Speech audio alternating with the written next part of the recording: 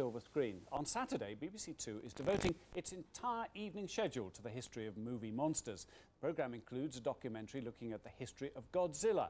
Well, a new version of Godzilla is released in Britain next week, and the blockbuster uses the latest in special effects technology. Well, Tony Luke is an effects director and an expert on the long history of Godzilla movies. Tony, good morning to you. Good morning. Sounds like a mastermind subject, doesn't it, Godzilla movies?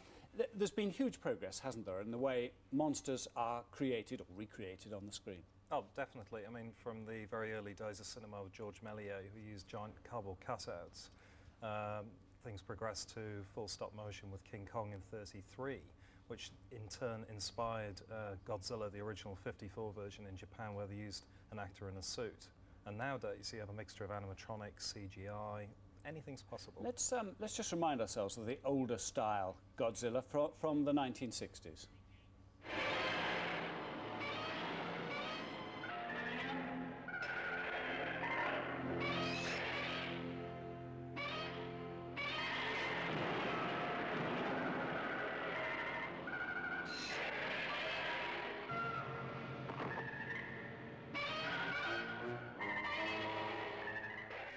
That's not actually bad, is it?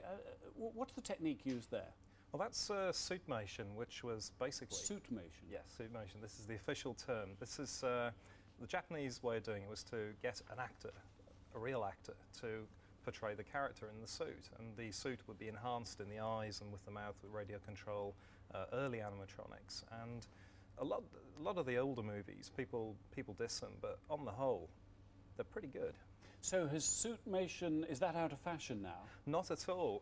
Even though the makers of the new Godzilla are hyping up the fact that it's pretty much a fully CGI'd creature that's fully computer generated along the lines of Jurassic Park, there are still quite a few shots where they actually went back to the Japanese technique of using an actor in a suit. So why would you have to use this, if you've got the computer, why would you have to go back to man in suit?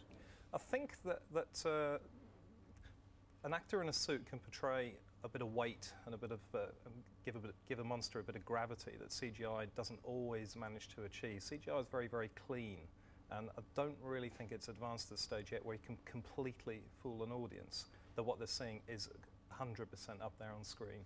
Okay, so after suitmation, what came next? What was the next sort of technique? Go motion, which was an adaptation of the traditional stop motion technique where you take a frame at a time, move the model. So this is the type of model that would have been used?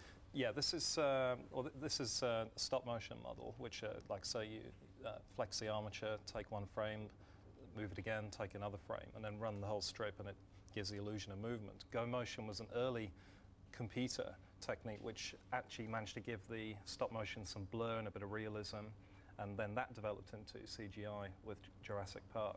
But that must have been terribly time-consuming. Yes, it was, and that's really why the Japanese went for actors in suits, because the turnover of the average Japanese movie back in the 60s was very, very short, about 3 months from beginning to end. OK, let's move on then to what we were talking about, the computer-generated image. Let's look at the latest Godzilla.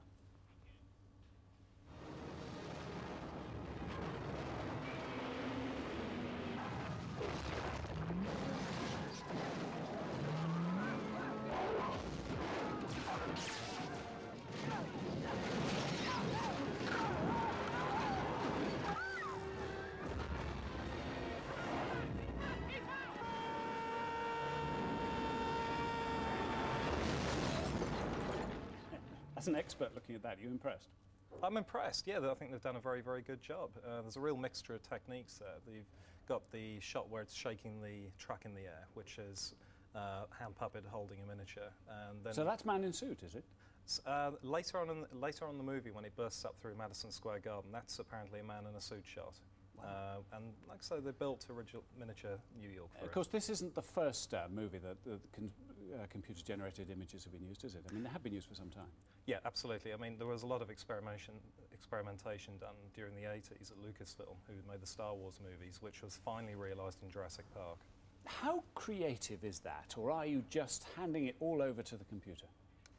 There's a danger in handing things entirely over to the computer. I think you need good animators, you need a good director to actually tell the guys on the computer how the thing should be moving, when it should pause, when it should open up its mouth, breathe fire and blow people up.